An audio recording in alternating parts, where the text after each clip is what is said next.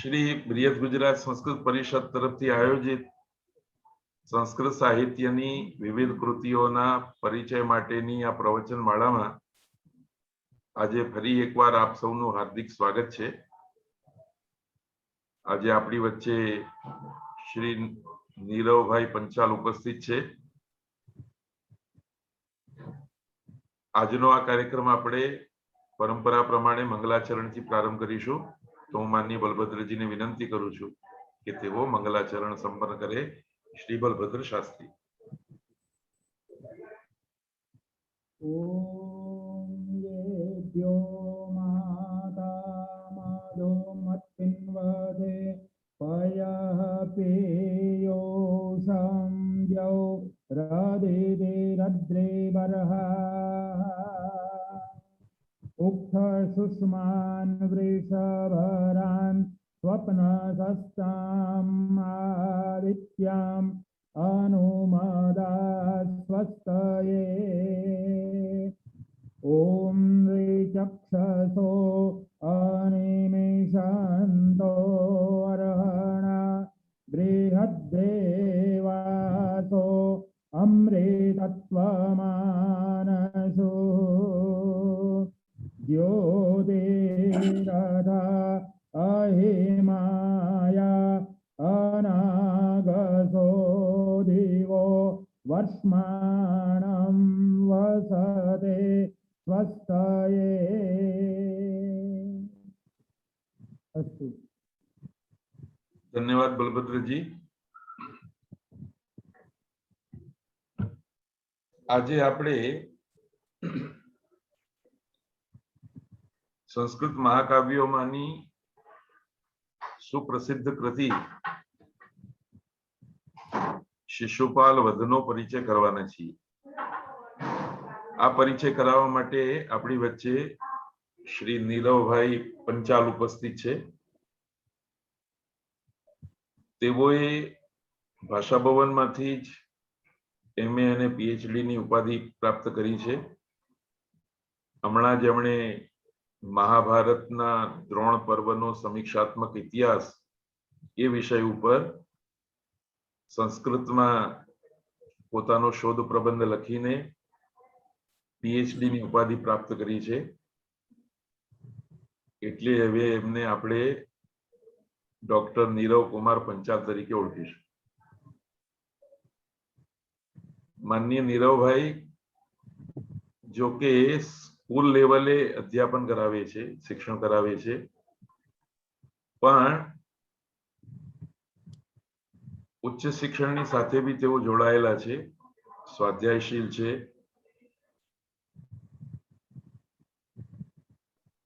આજે આપણું અહોભાગ્ય છે કે તેઓ આ પરિચય પ્રવચન માળાની અંદર શિશુપાલ વધનો પરિચય કરાવવા માટે ઉપસ્થિત છે. આપણે શું જાણીએ છીએ કે કિરાત, નૈષધ અને શિશુપાલ એ પાષાણત્રયી છે, પથ્થર જેવા ગ્રંથો છે, દૃઢ ગ્રંથો છે. એમાં પ્રવેશ કરવો, એને સમજવા, એની ભાષા એ અપેક્ષાકૃત બીજા મહાકાવ્યોની અપેક્ષાથી થોડી કઠિન છે, થોડી ક્લિષ્ટ છે. અને કથાનક તો એકદમ નાનું જ છે. એના નામ ઉપરથી ખબર પડે છે કે શિશુપાલનો વધ થયો એ ઘટના.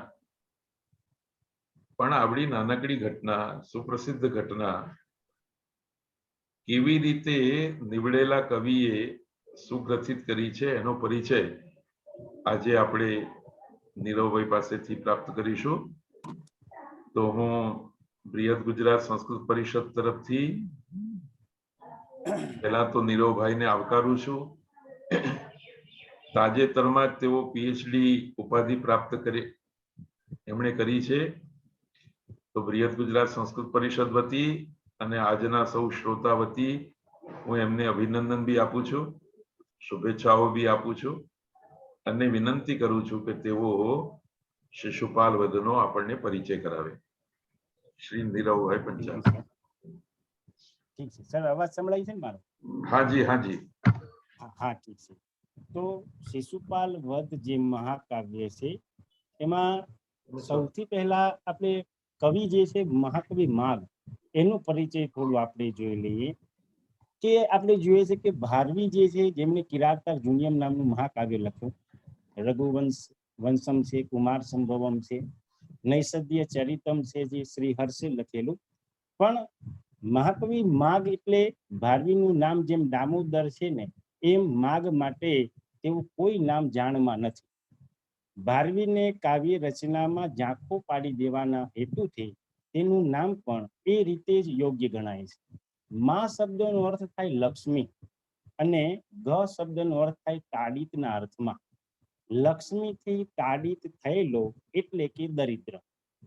આમ જોઈએ તો મગ એટલે ધન સંપત્તિ.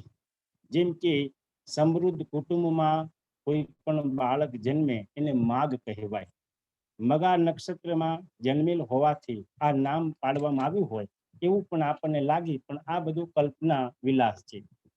માગ કોઈ સમય ગુજરાતના કહેવાય છે કે ભિન્નમાલ નામના નગરમાં જન્મ્યા હતા.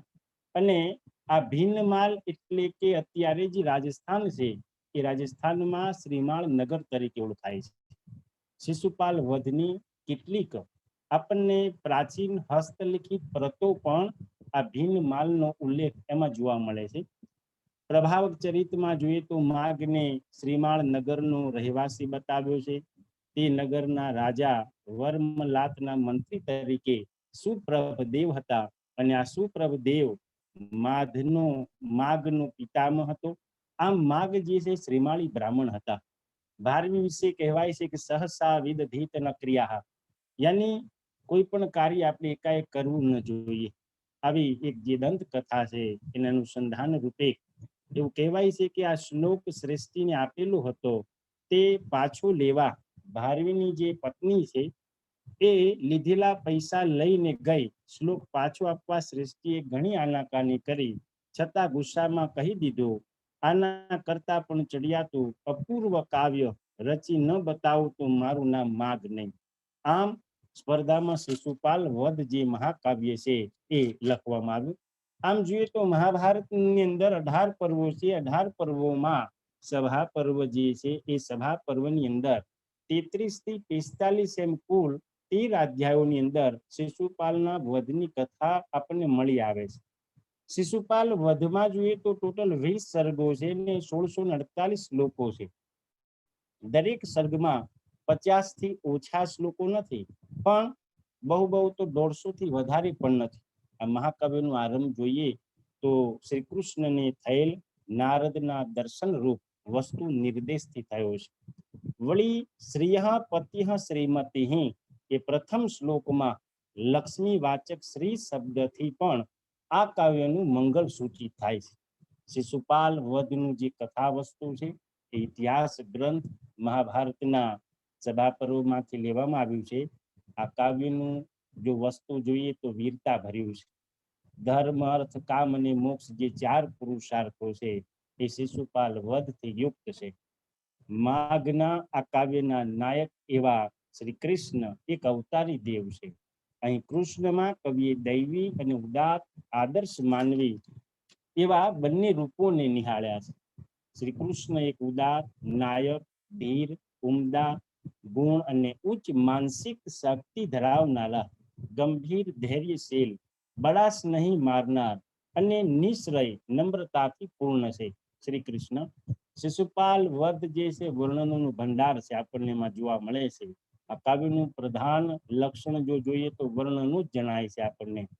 આમ તો સર્ગ પ્રમાણે જોઈએ તો 3જા સર્ગમાં જોઈએ તો દ્વારકા નગરનું સમુદ્ર તટનું સમુદ્ર વર્ણન છે. સમગ્ર 4થ સર્ગમાં જોઈએ તો રૈવતક પર્વતનું રમણીય વર્ણન જોવા મળે છે. 5મા સર્ગમાં જોઈએ તો શ્રી કૃષ્ણના સૈન્યની શિબિરનું, 6ઠા સર્ગમાં 6 ઋતુઓનું, 7મા અને 8મામાં પુષ્પચયન અને જલ ક્રીડાનું, 9મામાં ચંદ્રોદયનું, 10મામાં પાન ગોષ્ઠી અને રાત્રિ ક્રીડાનું, જ્યારે 11મામાં ઉજ્જવળ પ્રભાત 12મા સર્ગમાં શ્રી કૃષ્ણના સૈન્યના પ્રયાણનું સુંદર અને મનોરમ વર્ણન આપણને જોવા મળે છે. આ ઉપરાંત દ્વિતીય સર્ગમાં અને યુદ્ધનું 18મા અને 19મા સર્ગમાં હૃદયગમ વર્ણન આપણને શિશુપાલ વધમાં જોવા મળે છે. માગ કાવ્યમાં જોઈએ તો અત્યંત મનોહર શબ્દાલંકારો અને અર્થાલંકારો પ્રયોજાયેલા આપણને જોવા મળે છે. આ મહાકાવ્ય મુખ્યત્વે વીર રસથી પૂર્ણ છે. શૃંગાર અહીં ગૌણ રૂપે છે, છતાં તેને સારું એવું સ્થાન શિશુપાલ વધ મહાકાવ્યમાં મળ્યું છે. લગભગ 22 વૃત્તો શિશુપાલ વધમાં પ્રયોજાયા છે, જેમ કે વંશસ્થ, દ્રુત, વિલંબિત વગેરે જેવા સરળ છંદો, સાથે માગે, ઉત્સર, કલહંસ, ચિત્રલેખા વગેરે જેવા પ્રચલિત અને દોરુહ છંદો પણ પ્રયોજ્યા છે.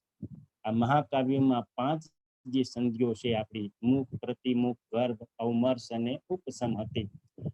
જો કે વર્ણ પ્રચુર અને આ કાવ્યમાં સંધિઓ ખાસ મહત્વ ધરાવતી નથી. વિદ્વતજનો અત્યંત પ્રસન્નતાદાયક હોવાથી નવ સર્ગ ગતે માગે નવ શબ્દો ન વિદ્યતે વગેરે જેવા વિશિષ્ટ તત્વોના લીધે આ મહાકાવ્ય માગને ચિરકાલીન કીર્તિ અને પ્રતિષ્ઠા અપાવી છે. શિશુપાલ વધમાં શિશુપાલ વધનું વસ્તુ આ કાવ્યનું મુખ્ય વર્ણનીય વિષય હોવાથી આ મહાકાવ્યનું શીર્ષક જે છે શિશુપાલ વધ રાખવામાં આવ્યું. પ્રત્યેક સર્ગને એમાં આવેલ વસ્તુ પ્રમાણે નામ પણ આપવામાં આવેલ છે. પ્રથમ સર્ગનું નામ કૃષ્ણ નારદ સંભાષણમ, બીજા સર્ગનું નામ મંત્ર વર્ણનમ. તો શિશુપાલ વધની અંદર કહેવામાં આવે છે કર્મ ફળ મળે ત્યારે ક્લેશ નવું રૂપ ધરે છે. ક્લેશ ફલેન પુનર્નવતામ વિદ્યતે એ વાત આપણે અનુભવાય છે શિશુપાલ વધમાં. અહીં ક્લેશ ટાળવાની વાત નથી, તેનું સ્વરૂપ બદલવાની વાત છે. સરસ્વત્યાસ્તત્વમ કવિ હૃદયાખ્યાનમ વિજયતે. કવિ અને હૃદયના સહયોગથી સરસ્વતી તત્વ વિજય પામે છે. કવિનું કાવ્ય ભાવક અર્થે છે, ભાવકને સમર્પિત છે. કવિનું વાચિક કર્મ તે કાવ્ય, અને કવિ એટલે કાંત દ્રષ્ટા, ઋષિ નવું જોનારો, શાણો ધીર મનુષ્ય. કવિ વસ્તુને સમગ્રતામાં જુએ છે અને સૌંદર્યના ઉત્તમ માધ્યમથી કહે છે. એટલે જ કહેવાય છે કે દર્શનાદ વર્ણનાચાથ રૂઢા લોકે કવિ શ્રુતિ. દર્શનની અને વર્ણનની પ્રતિભા થકી આ લોકમાં વ્યક્તિ કવિ કહેવાય છે. કવિના દર્શનમાં અપૂર્વતા આવે છે. તેના ધીરત્વમાંથી, શાંત લય ચૈતન્યમાંથી, ચૈતન્યમાં ચિત્તમલ જન્ય આવેગો કે પૂર્વ ગ્રહો નથી હોતા, પણ હૃદયની ઉત્તમ વિમલતામાંથી પ્રભવતી શ્રેષ્ઠ સંવેદનશીલતા હોય છે. એટલા માટે જ અંગ્રેજ કવિ વર્ડસવર્થ કહે છે કે poetry takes its origin from powerful emotions in tranquility. ના ઋષિ કવિ, ઋષિ નહીં તે કવિ નહીં. કવિઓ કશો ધજાગરો કર્યા વિના કે કદરની પરવા કર્યા વિના પણ માનવ જીવનમાં ઉચ્ચતર આચરણ કળા સ્થાપનારા સજ્જનો છે. શાસ્ત્ર પરંપરા પણ આપણે જોઈએ કે માનવ જાતની ઉન્નતિ સાધનારો ઉત્તમ વારસો હોવા છતાં અનર્થ ઉભો થાય છે. શાસ્ત્રો જો અનધિકારીઓના હાથમાં પડે, તેથી એમાં પણ જ્યારે શાસ્ત્ર પાછળ અહમ કેન્દ્રી કે પેટ ભરું સંપ્રદાયો સ્થપાય છે, ત્યારે શાસ્ત્રો એનું મૂળ હેતુ સારતા નથી અને પ્રગતિશીલતા જાળવી શકતા નથી. અનુભૂતિ રૂપ શાસ્ત્રાત્મા મૂર્છિત થાય છે ને કેવળ શાસ્ત્રનું શબ્દ શરીર અકુદરતી રીતે પૂજાય છે અને ફુગાય છે. કુંતકે જેમ વક્રોક્તિ જીવિત નામના ગ્રંથમાં કહ્યું કે ધર્માદિ સાધવાના ઉપાય રૂપ સુકુમાર પદ્ધતિએ કથન કરતો કાવ્ય બંધ સુપાત્ર વ્યક્તિના હૃદયને આહલાદ આપનારો બની રહે છે.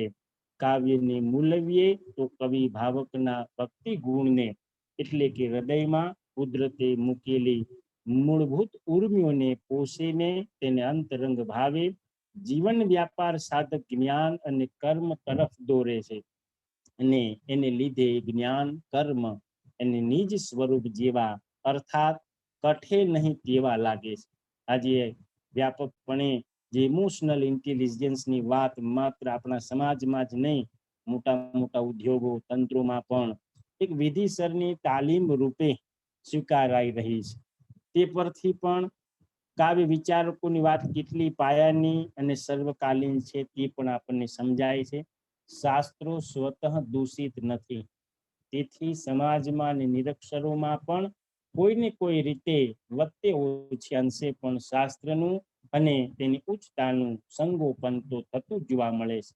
એમાં સૌથી ઉચ્ચ પ્રયત્ન હોય તો તે કવિ પરંપરાનો.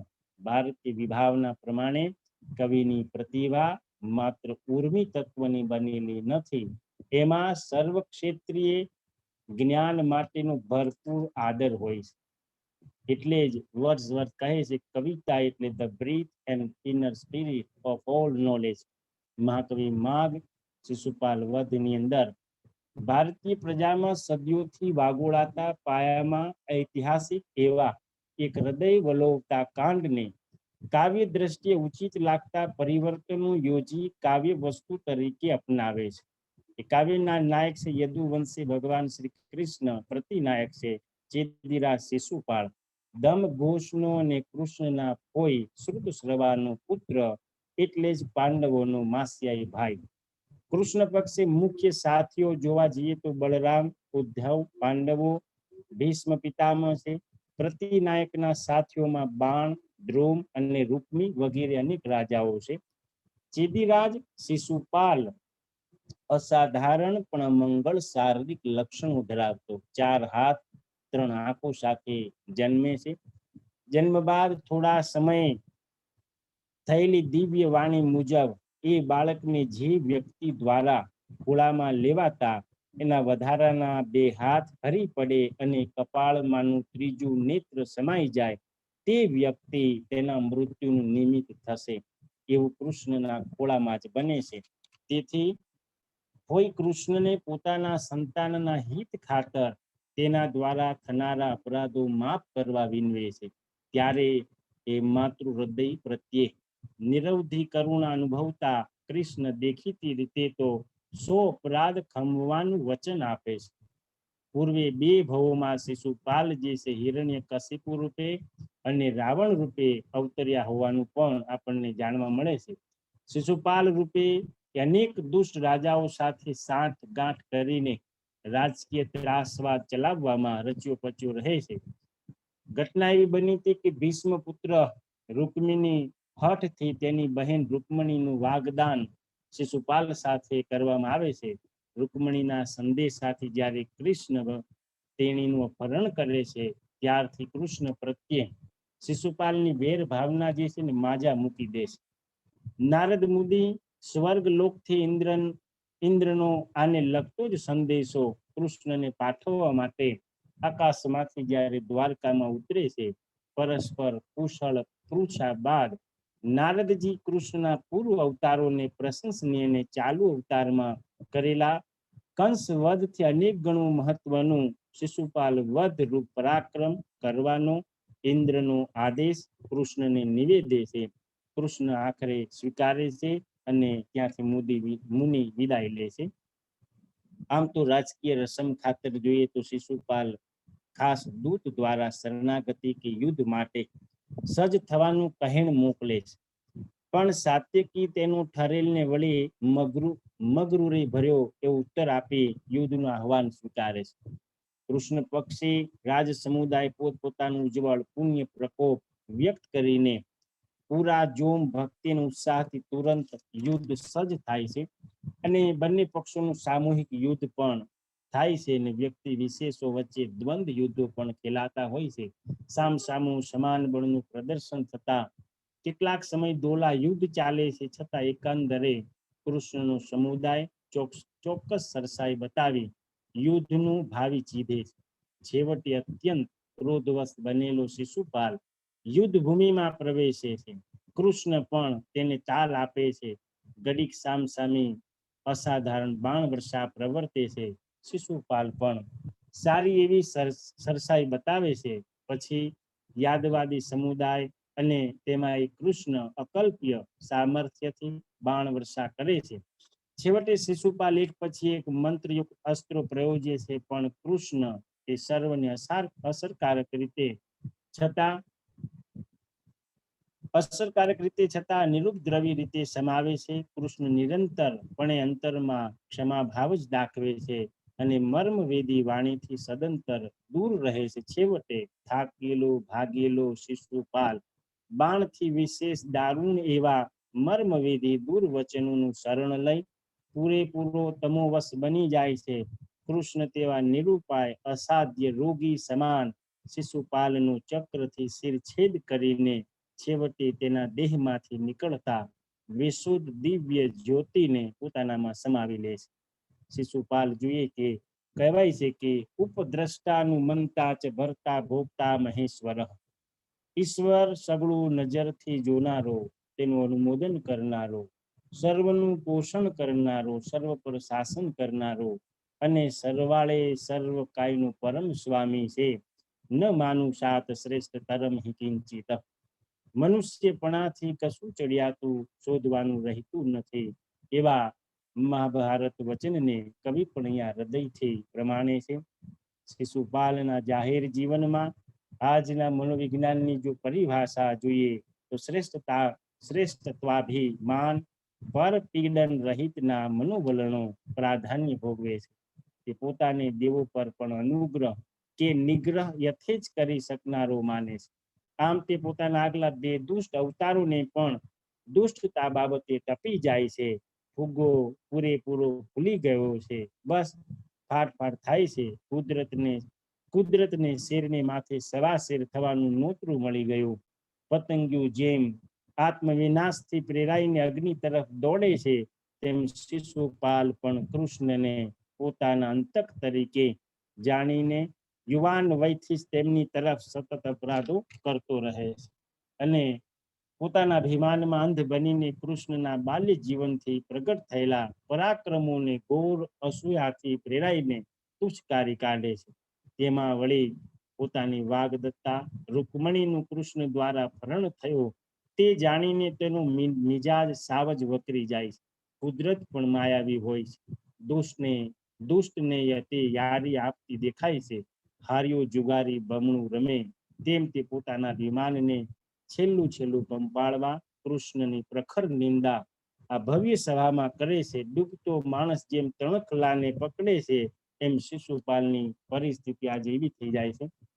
આમ પરિપક્વ કાળને જોઈને કૃષ્ણ પક્ષના સમર્થ પુરસ્કર્તા તરીકે ભીષ્મે ચાપેલી ચિંગારે સુકા ભટ્ટ થયેલા શત્રુવનને બાળવાનો આરંભ શિશુપાલની આત્મઘાતક યુક્તિથી કરે છે. જો કૃષ્ણની જ પૂજા કરવી હતી તો આટલા બધા રાજાઓને નોતરવાની શી જરૂર હતી, એમ શિશુપાલ કહે છે.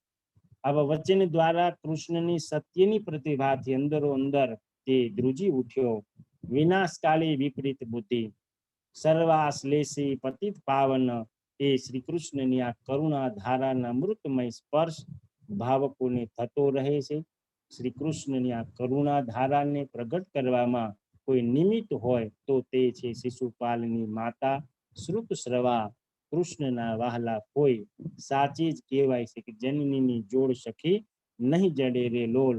નારીના નિર્વ્યાજ પુત્ર પ્રેમની દિવ્યતા પારખી લઈને કૃષ્ણે પોતાના સમગ્ર મહિમાથી કોઈની આશા અને નિર્વ્યાજ વસલતાને ફળવતી કરી કહેવાતા ત્રાસવાદીની આસપાસ ગૂંથાયેલા વસ્તુનું દિવ્ય રૂપાંતર આપણને જોવા મળે છે.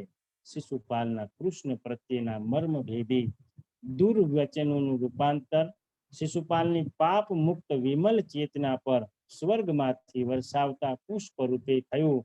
ઋષિ કવિ થકી જગતને નવજીવનદાયી પ્રકાશ મળ્યો.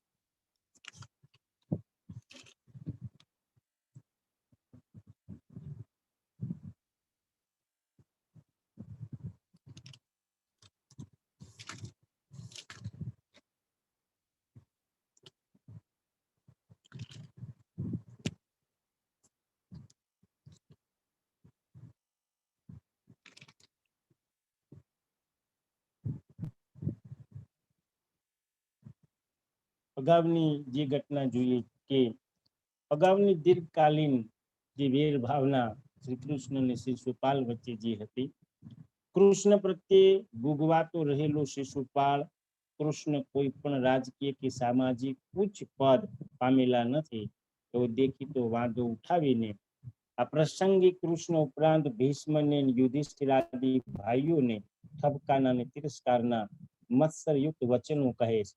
ત્યારે ભીષ્મ સભાના નિર્ણયનું અટલપણું ઘોષિત કરીને હીન રાજાઓના સત્યને પડકારે છે. મત્સરગ્રસ્તોને ભભૂકાવવા આ પૂરતું નિમિત્ત હોય. શિશુપાલ પોતાના રાજ જૂથ સાથે સભા છોડીને જાય છે. જતા જતા શિશુપાલ પૂજ્યતાનું પારખું યુદ્ધ ભૂમિમાં કરાશે તેવો લલકારતો જાય છે અને યુદ્ધ સાજની આજ્ઞા કરે છે.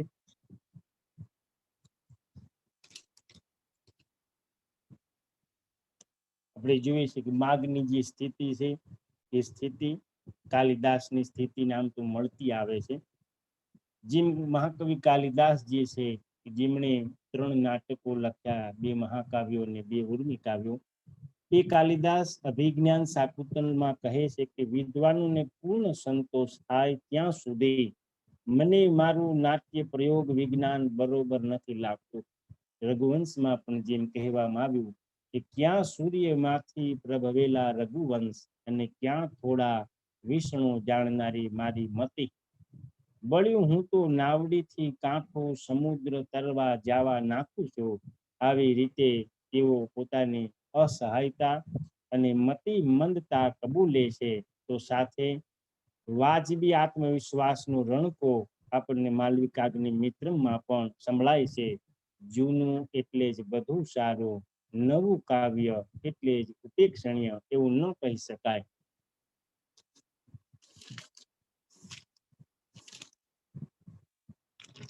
આમ શાસ્ત્ર પરંપરામાં આપણે જોઈએ છે કે જે ઘટના બની એમાં એ નારદ મુનિ જે છે સ્વર્ગ લોકથી ઇન્દ્રને આને લગતો સંદેશો કૃષ્ણને પાઠવવા માટે જ્યારે આકાશમાંથી દ્વારિકામાં ઉતરે છે, પરસ્પર કુશળ પૂછા માટે નારદજી કૃષ્ણના પૂર્વ અવતારો અને પ્રશંસીને ચાલુ અવતારમાં કરેલા કંસવધથી અનેક ગણું મહત્વનું શિશુપાલ વધ રૂપ પરાક્રમ કરવાનો અને ઇન્દ્રનો આદેશ કૃષ્ણને નિવેદે છે. કૃષ્ણ તેને સ્વીકારે છે. આપણે સૌ જાણીએ છીએ કે ભગવાન શ્રી રામ જે છે એ ભગવાન શ્રી રામ જ્યારે રાવણનો પરાજય કરવા નીકળ્યા ત્યારે એમને પણ ખબર નહોતી કે રાવણનો વધ થશે કે નહીં. જેમ કીચકનું મર્દન કરવા માટે ભીમસેન ને જેવો ઉમંગ હતો, પણ જય કે પરાજય એ સમય એમને પણ ખબર હોતી નથી. સમય જે છે એ સમયની કિંમત આપણે સમજી શકીએ છીએ. એવું કહેવાય છે કે એક સરખા દિવસ કોઈના જાતા નથી, તેથી જ સાણા સાહેબી લેશ ભૂલાતા નથી. ભાગ્ય રૂઠે કે રૂજે એની તમન્ના એની નથી, એ જ સુરા જે મુસીબત જોઈ મૂંઝાતા નથી. આદિવાસી વાસી એટલે કે રહેનાર.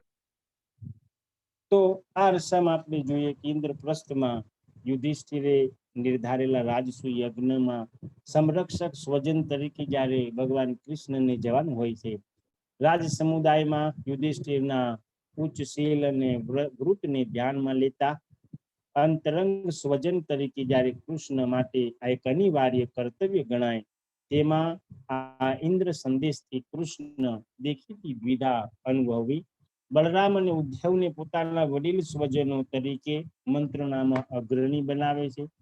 બલરામનું આવેગ પ્રધાન વક્તવ્ય ધ્યાનથી સાંભળીને ઉદ્ધવ ઠરેલ મૌલિક સલાહ તરીકે કૃષ્ણ રાજસૂય યજ્ઞમાં જવું તેવું સુપેરે સ્થાપી આપે છે.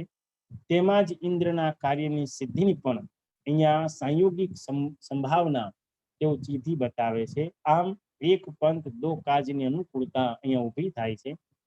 અગાઉની જે દીર્ઘકાલીન જે વેર ભાવના હતી એ વેર ભાવના કૃષ્ણ અને શિશુપાલ વચ્ચે જે પૂર્વ જન્મમાં કરેલા જે કર્મો છે એ આ જન્મમાં પણ ભોગવવા પડતા હોય છે. એ આ શિશુપાલ વધની કૃતિ દ્વારા આપણને એક શીખ મળે છે.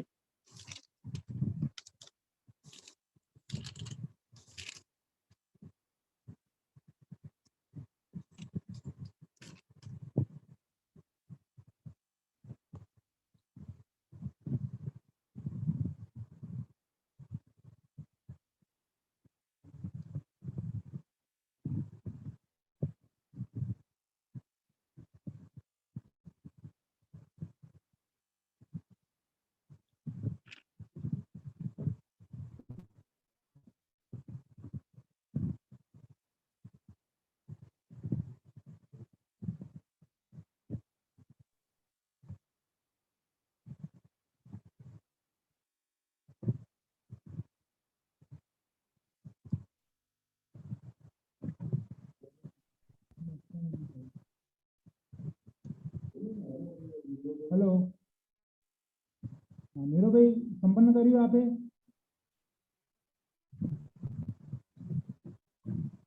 નેટવર્ક થોડું હેલો. ઓછું છે એટલે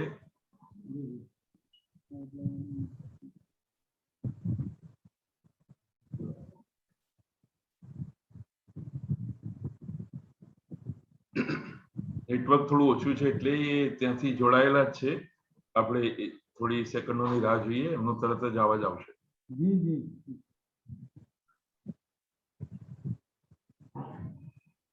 નીરવભાઈ વિડીયો ઓફ કરી દો તમે તો કદાચ આવાજ વધારે. હા હા ઠીક છે. બસ હા. હા ઠીક છે. તો શિશુપાલ વધ વિશે જે મહાકવિ માગ દ્વારા લખાયેલું છે એની અંદર મહત્વની બાબત એ છે કે શિશુપાલ જે એની અંદર જે વેર ભાવના હતી, પૂર્વ જન્મમાં કરેલા કર્મો આપણે જોઈએ છે કે દરેકને ભોગવવા પડતા હોય છે. કે પછી ભગવાન કૃષ્ણ સ્વયં હોય કે પછી શિશુપાલ હોય, ગમે તેવો સંબંધ હોય છતાંય કર્મ જે છે કોઈને છોડતું નથી અને કર્મનો ક્યારે લેશ લાગતું નથી. એ આ શિશુપાલ વધ નામના મહાકાવ્ય દ્વારા મહાકવિ માગ જે છે એમને જે શબ્દાલંકારો અને અર્થાલંકારોનું પ્રયોજન કરીને વર્ણનોનો ભંડાર આપણને શિશુપાલ વધ જોવા મળે છે. પણ અહીંયા મહત્વની બાબત એ છે કે કવિ અને હૃદયના સહયોગથી જ સરસ્વતી તત્વ વિજય પામે છે. કવિની જ્યારે અભિવ્યક્તિ એ પોતાના વિચારો દ્વારા રજૂ કરે છે ત્યારે એ પોતાના મનની વાત આપણે પ્રજા સમક્ષ રજૂ કરી શકીએ છીએ. સાહિત્યની ઉપાસના એ ઈશ્વરની ઉપાસના છે. વાણી સ્વરૂપ આપણે જોઈએ છે કે વાણીમાં સરસ્વતી બિરાજમાન છે. એટલે કહ્યું કે કવિનું વાચિક કર્મ તે કાવ્ય બને છે. અને આમ તો ઋષિ હંમેશા નવું જોનારો, કંઈક નવું પરિવર્તન એના જીવનમાં આવતું હોય છે. અને આમ તો ધીર ગંભીર કોઈ પણ વસ્તુને સમગ્રતામાં જુએ છે અને સૌંદર્યના ઉત્તમ માધ્યમથી એ કહે છે. એટલે કહેવાય છે દર્શનાદ વર્ણનાચાત રૂઢા લોકે કવિ શ્રુતિ. દર્શનની વર્ણનની પ્રતિભા થકી લોકમાં વ્યક્તિ જે છે કવિ કહેવાય છે. કવિના દર્શનમાં જે અપૂર્વતા આવે છે તેના ધીરત્વમાંથી શાંતિ લઈ ચૈતન્યમાંથી ચૈતન્યમાં ચિત્તમલજન્ય આવેગો અને પૂર્વગ્રહો નથી હોતા, પણ હૃદયની ઉત્તમ વિમલતામાંથી પ્રભાવતી શ્રેષ્ઠ સંવેદનશીલતા હોય છે. જેમ આપણે કહીએ છીએ કે કાવ્ય જે છે એ કાવ્ય કવિની એમાં લાગણીઓ છુપાયેલી હોય છે. હવે કે લાગણીના વાવેતર ક્યારે થતા નથી. કવિ પોતાની પ્રતિભા થકી સમાજમાં પોતાનું સ્થાન રજૂ કરતો હોય છે. અને જે ઋષિ નહીં તે કવિ નહીં. ઋષિ એટલે કાંત દ્રષ્ટા, કશોય ધજાગરો કર્યા વિના, કદરની પરવા કર્યા વિના માનવ જીવનમાં ઉચ્ચતર આચરણ કળા સ્થાપનારા સજ્જનો છે. અને શાસ્ત્ર પરંપરામાં પણ માનવ જાતની ઉન્નતિ સાધનારો ઉત્તમ વારસો હોવા છતાં અનર્થ ઉભો થાય છે. આજે જોઈએ છે કે શાસ્ત્ર અને શસ્ત્રની અંદર પણ તફાવત છે. શાસ્ત્ર જો કોઈ શાસ્ત્ર જે છે કોઈ અનઅધિકારીઓના હાથમાં જો પડે તો એમાં શાસ્ત્ર પાછળ અહમ કેન્દ્રો અને પેટ ભરું સંપ્રદાયો એમાં સ્થપાતા હોય છે. શાસ્ત્રોનું મૂળ હેતુ સારતા નથી. પ્રગતિશીલતા આપણે જાળવી શકતા નથી. અનુભૂતિ રૂપ શાસ્ત્રાત્મા મૂર્છિત થતો આપણને જોવા મળે છે. ને કેવળ શાસ્ત્રનું શબ્દ શરીર અકુદરતી રીતે પૂજાય છે અને ઉગાય છે. ઠીક છે, અહીંયા સર કમ્પ્લીટ કરું છું મારું લેક્ચર. હા ભલે. ભલે. હા સર. જી. હા. ધન્યવાદ નીરવભાઈ. હા. આપે સરસ રીતે શિશુપાલ વધનો પરિચય કરાવ્યો. જે વિદ્યાર્થી મિત્રો જોડાયેલા છે એમને શિશુપાલના વધની કથા વસ્તુનું કેટલું પાતળું રૂપ છે, કેટલી અલ્પતા છે એની, અને આવી એક નાનકડી કથા વસ્તુને મહાકવિએ પોતાની પ્રતિભાથી કેટલા કઠિન એવા મહાકાવ્ય તરીકે અવતારી છે. તો આવું કેવી રીતે શક્ય બન્યું? તો હું વિદ્યાર્થી મિત્રોને યાદ કરાવવા માંગુ છું કે આપણે ત્યાં કાવ્યાદર્શ વગેરે ગ્રંથોમાં, દંડીના કાવ્યાદર્શ વગેરે ગ્રંથોમાં મહાકાવ્યના લક્ષણો આપવામાં આવ્યા. અને મહાકાવ્ય રચવું હોય તો કેટલાક કર્તવ્યો સૂચવવામાં આવ્યા કે તમારે નદી, પર્વત, ઉદ્યાન, નગર વગેરેનું વર્ણન કરવું પડે, ઋતુઓનું વર્ણન કરવું પડે. આપણા ગુજરાતે શિશુપાલને એટલા માટે બી યાદ રાખવાનું છે કે કારણ કે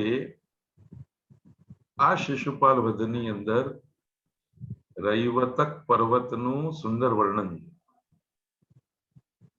રૈવતક પર્વત એટલે ગિરનાર તરીકે જેને આપણે ઓળખીએ છીએ એ.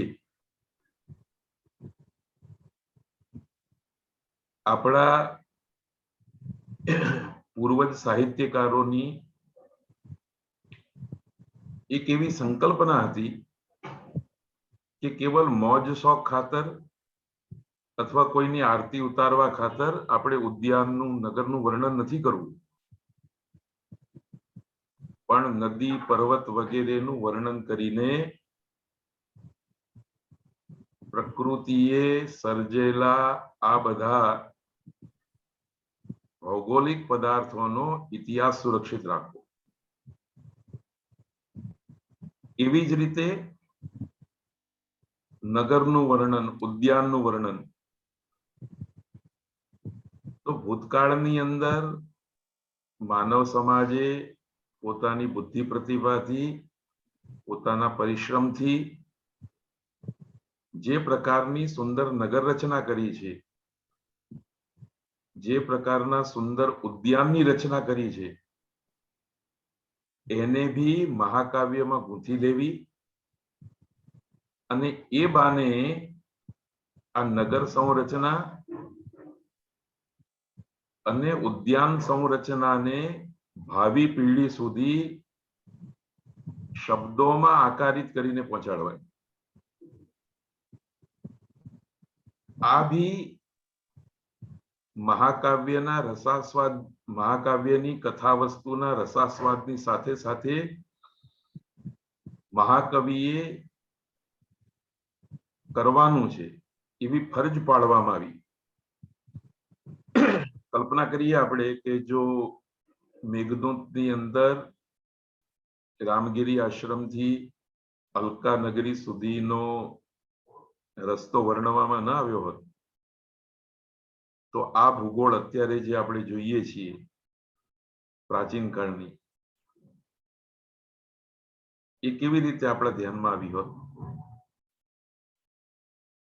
રામગીરી આશ્રમમાંથી નીકળીએ, કૈલાસ પર્વત સુધી જઈએ, હિમાલયની ચોટી ઉપર જઈએ તો ઉજ્જૈન થોડું ડાબી બાજુ રહી જતું હોય છે. આવી સૂક્ષ્મ વાતો, ઇતિહાસની વાતો અમર કરવા માટે, ભાવિ સુધી પહોંચાડવા માટે બી આ મહાકાવ્યોએ કાર્ય કર્યું છે. જ્યાં સુધી શિશુપાલનો સંદર્ભ છે ત્યાં સુધી એ વાત યાદ રાખવા જેવી છે કે જુદા જુદા જમાનામાં જુદા જુદા પ્રકારના શબ્દોનું પ્રચલન થતું હોય છે, જુદી જુદી વસ્તુઓનું પ્રચલન થતું હોય છે, જુદી જુદી સાધન સામગ્રીનું પ્રચલન થતું હોય છે. અને સમય આવે કેટલીક વસ્તુઓ અંગ્રેજીમાં કહીએ તો આઉટ ઓફ ડેટ થઈ જતી હોય છે અને કેટલીક વસ્તુઓ નવી આવી જતી હોય છે, એનું સ્વરૂપ બદલી દેતી હોય છે. તો મહાકાવ્યમાં મહાકવિ પોતાના જમાનાની પ્રસિદ્ધ એવી વસ્તુઓને, એના નામકરણને આ બધા વર્ણનોમાં કોઈને કોઈ રીતે ગૂંથી લેતો હોય છે. એ દૃષ્ટિએ પણ આ મહાકાવ્યોની અંદર જે તે સમયના સમાજમાં પ્રવર્તિત રહેલા સાધન સામગ્રીની ઓળખ બી આપણા સુધી થઈ શકે છે. ઇતિહાસને સુરક્ષિત રાખવા માટે સાહિત્યે બી તત્પરતા બતાવવી પડે. કેવી રીતે તત્પરતા બતાવવી પડે? આવી રીતે કે તમે નગરનું વર્ણન કરો, નગરની વ્યવસ્થાઓનું વર્ણન કરો. આ બધું કરીને પ્રસિદ્ધ એવું કથાનક કવિ પોતાના હાથમાં લે અને પછી કાવ્ય રચે. વચ્ચે અવસર આવે ત્યારે પોતાની પ્રતિભાથી કેટલીક કાલ્પનિક વાતો બી ઉમેરી દે, રસ નાખવા માટે, મહાકાવ્યને રસિક બનાવવા માટે. તો આ બધા દૃષ્ટિકોણથી જ્યારે આપણે સંસ્કૃતના મહાકાવ્યોનું અધ્યયન કરીશું ત્યારે આપણને ખબર પડશે કે આ મહાકાવ્યોનું મૂલ્ય શું છે. નીરવભાઈએ બહુ સરસ રીતે વચ્ચે વચ્ચે થોડી સમીક્ષા બી કરી. આ મહાકાવ્ય વિશે ભૂતકાળમાં સમીક્ષકોએ જે વાત કીધી, નવ સર્ગ ગતે માગે નવ શબ્દો ન વિદ્યતે, એમાં કદાચ અતિશયોક્તિ હોઈ શકે, પણ આપણે તો એ જોવાનું છે કે માગને લોકોએ એ દૃષ્ટિથી બી જોયો કે એ નવા નવા શબ્દોનો પ્રયોગ કરે છે. એટલે જો તમે શિશુપાલ વધના નવ સર્ગ વાંચી લો તો તમારા માટે સંસ્કૃત સાહિત્યમાં કોઈ નવો શબ્દ બાકી રહે નહીં. બધા શબ્દોની ઓળખ તમને થઈ જાય. આ ભી શિશુપાલ વધની સમીક્ષામાં કોઈ નિવડેલા સમીક્ષકે ઉચ્ચારેલું વચન આપણે યાદ રાખવા જેવું છે. આવું જ એક બીજું વચન છે, મેઘે માઘે ગતમ વય. આખી જિંદગી બે જ પુસ્તકો વાંચવામાં પૂરી થઈ શકે એવી છે. એક તો મેઘદૂતમ અને બીજું શિશુપાલ માઘ. તો આવી રીતે આ મહાકાવ્યનું સરસ સમીક્ષણ બી કર્યું છે. ગુજરાતે માઘ કવિને પોતાનો કવિ માન્યો છે, કારણ કે ભીનમાલ જે અત્યારે ભલે રાજસ્થાનમાં હોય પણ કોક જમાનામાં આપણા ગુજરાતની હદમાં હતું. ગુજરાતના રાજવીઓની રાજધાની હતી અને રૈવતક પર્વત વગેરેનું જે વર્ણન કર્યું છે એ ઉપરથી પણ માઘને વર્તમાન ગુજરાતના કવિ તરીકે કેટલાક લોકોએ પ્રસ્થાપિત કર્યો છે. તો આજનો આ દિવસ શ્રાવણ મહિનાની શરૂઆતનો દિવસ છે. શ્રાવણ મહિનાનો પહેલો સોમવાર, પહેલી તિથિ પ્રતિપદા છે